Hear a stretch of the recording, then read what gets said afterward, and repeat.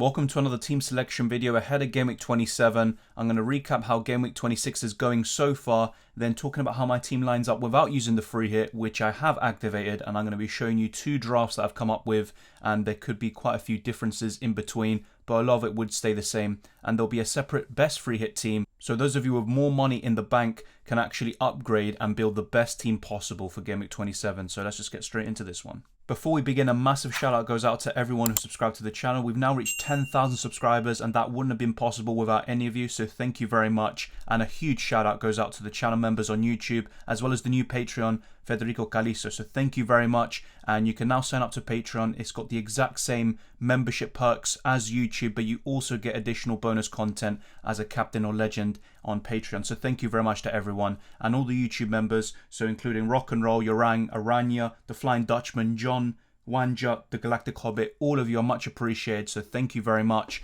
and onwards and upwards. And now let's just talk about Game Week 26 and how that's going. I've scored 64 points so far in Game Week 26, still plenty of games left. I have made a mistake there by playing Bowen over Rafinha, and I actually pointed out this kind of weird pattern where Rafinha hasn't blanked 4 times in a row. United fell and happened to be that 4th game in a row. He was benched, and I was thinking, you know what, I might just have gotten away with it, but he ended up coming on and scoring instantly, and maybe he can get 2 points against Liverpool, and that's a decent haul there for anyone who played him.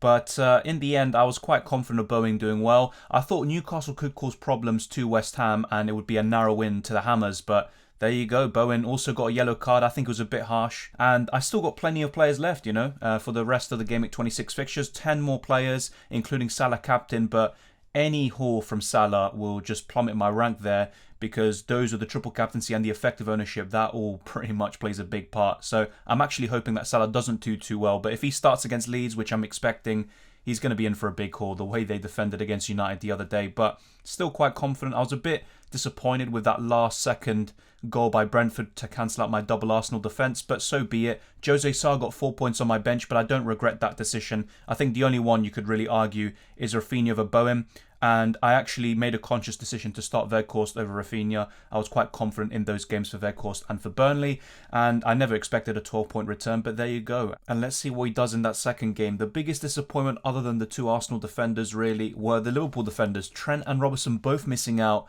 with Trent not being in the squad entirely. Now, there was always the possibility of Tsimikas coming in because he's been good whenever he's played this season, but Trent was the big surprise, and that was a big blow. So the defence has been very disappointing overall, just blanks and also no appearances so far, but I think that in the second game there could be a few maybe assists or clean sheets from all of them. Let's wait and see. And the midfield, yes, Son, Saka and Salah all getting double-digit returns, so very happy with all of them. I didn't expect Son to do that well against City, but he's always had this great record against City. I think he's aware of it. And Harry Kane was the star of the show. So both of them look very good on the free hit in 27, as I'll discuss extensively in this video and in future ones to come. With Saka, I had to take yet another hit to be able to bring him into my team. So wildcarding him in, eliminating those hits, and also planning ahead, I think that was also the right decision. We'll wait and see if it actually pays off. But Saka, I was confident he'd get a return, and that was a well-taken finish from the left-hand side. And then Jimenez, he got an assist.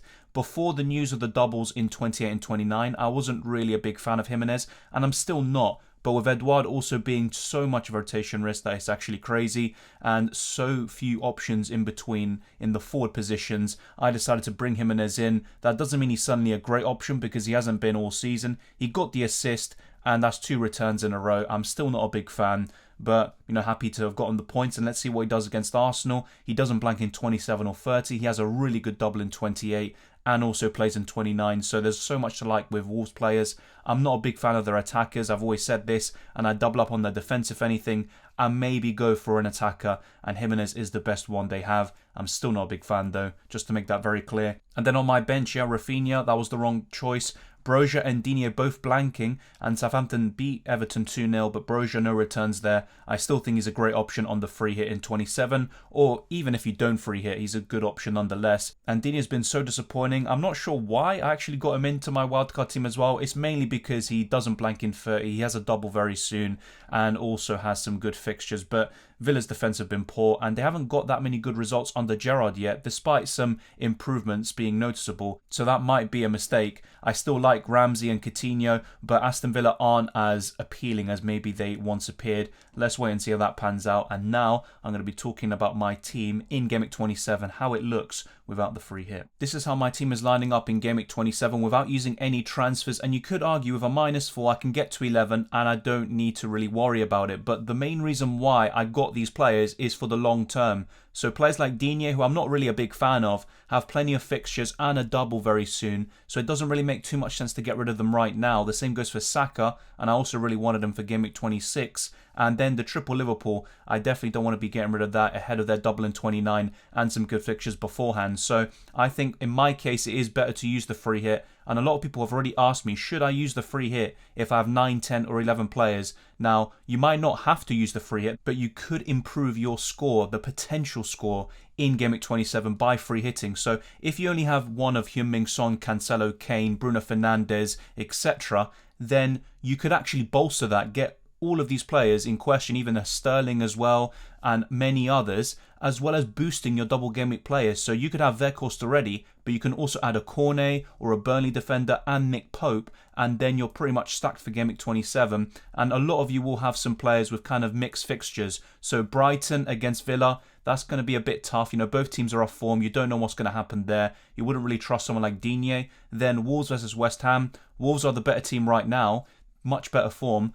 but that's still quite a tight game, and that could be very close. Jared Bowen, as much as he's been fantastic all season, you would argue his ceiling isn't as high as a City attacker, Bruno Fernandes, Jadon Sancho, or a few others who have better fixtures on paper. So I think if you have 9 or 11 players, you don't have to use the free hit, but you could still use it because you increase your potential score, and you can also keep those players that might not be that good in Game Week 27, but they're very good from Game Week 28 and beyond. This is my current Game Week 27 free hit draft. There are a few changes from the reaction stream the other day, but most of it has stayed the same. We have Nick Pope still in goal. I think he is the best goalkeeper this week. You could argue for someone like David De Gea, but I would prefer going for Nick Pope. If Burnley were to keep one clean sheet, then he has a really good chance of getting bonus points and also some save points along the way. So I think Pope is probably one of the best ones. In defence, this is where I'm very skeptical about this draft because we've got 2 defenders in Livramento and Dalot. I don't trust either defence in Southampton or United. Wan-Bissaka could retain his place, even though that's still maybe not the most likely scenario. Dalot seems to be first choice. There is also the possibility of Luke Shaw. I've got 0.4 million left in the bank, so I could go for Luke Shaw instead. He's got 2 assists in a row, but then he could rotate with Telles. But going with a back 4, I would prefer going for Broja up front, but I don't have enough money, even with this pretty weak bench that you can see on screen. In defence, I would go for Cancelo. He's the first name on this team sheet, and I wouldn't compromise going with someone like Walker or Laporte and sacrificing Cancelo in order to afford the midfield and attack you want. I just don't think that makes sense. Cancelo is by far the best defender who is playing this week, so I would just go for him, and it's a great opportunity for those who wildcarded him out to also enjoy his points in Game Week 27. I don't trust Man United's defence at all, so this is what's the main problem with this draft, and the same goes for Southampton. And also, Perraud and Walker-Peters are the first choice fullbacks. Livramento only came in because Perraud had COVID, so that could be a problem, and Livramento might not even play, and then someone like Amati, Gelhardt or Gilmour would come on, which just doesn't really make any sense. So that's why there probably will be a few changes to this draft. I would highly recommend prioritising your starting 11, putting as much money as possible into that, but also having one decent player on the bench. So you could have Livramento there just in case, or Diego Dalot, but starting both of them, that's something that doesn't sit quite right with me. With the Burnley defenders, I do have Roberts right now. He got an assist in the last game, but Tarkowski and me probably have the better aerial prowess, and I think they are the 2 best ones. And if Tarkowski's fit, I would probably rank him over Ben-Mee, who is sometimes prone to red cards or scoring own goals, and that is definitely not ideal from a fantasy perspective. But Tarkowski should be available for Game Week 27. Sean Dyche spoke today and talking about Weghorst and Cornet being available for the second game in Game Week 26 against Tottenham. But Game Week 27, who knows with Tarkowski? I think he will be available. If he isn't though, then I would go for Ben-Mee or Roberts. And really it's just a question of budget. I can't afford the other players. And either way, there probably will be some changes to this draft, so I can have one decent player on the bench. In midfield, this is the main thing I like about this team. Having Raheem Sterling and Mahrez double City attack, that is my preference. You could also go for Jadon Sancho and Bruno Fernandes and favour United's attack instead. But I think if you're looking at the opponents, Watford have improved recently defensively. Everton are still a shambles. So I would rather trust in City, who have a better team and attack than United anyway, then go for double United attack. But Sancho is a mega differential, and I'm going to be showing you very soon a draft with Sancho and better squad depth, as opposed to this team, which has just been assembled to try to get this midfield, which is very important. And I honestly think Sterling could go big against Everton. I don't want to go without him, but maybe I would have to, because I just don't have the value that maybe others do watching this video. Heung-min Son is always going to be in this team no matter what. The same goes for Bruno Fernandes, and despite some similarities between Bruno and Sancho in recent weeks statistically, Bruno Fernandes is still the clear victor over the course of the season. And then up front, their course is going to be a must-have almost. I don't think you need to captain him though. You could go for another Burnley player, or go for a single game weeker like Kane, Son, or a City attacker, Bruno Fernandes, etc. But I think he is one of the best captaincy options this week. I want to see how he does in the second game, as I talked about in the Game Week 26 review, before actually finalising the captaincy on the Dutchman. Harry Kane is probably going to be in this as well. The most likely premium that has to be sacrificed in my case is Raheem Sterling, unfortunately, but I can cover that with Mahrez and maybe Phil Foden or Jadon Sancho instead. But I'm very happy with this team. The starting 11's pretty good, despite the fact that two defenders are kind of big ifs, and maybe Tarkowski would be a better pick than Roberts, especially because of Leicester and Crystal Palace, who both struggle a lot to set pieces. So maybe Roberts isn't the best one, despite his low ownership, his great assists in the last game. And this bench is very, very poor, as you can see. Now I'm going to show you a bit more squad depth and also no Raheem Sterling. A minor correction to what I said earlier. With the first team that I showed you for the free hit, I'll have exactly nothing left in the bank. With this draft, however, I do have 0.4 million left, so let me know which changes you would make. Nick Pope would be here once again. Ben Foster's the second goalkeeper.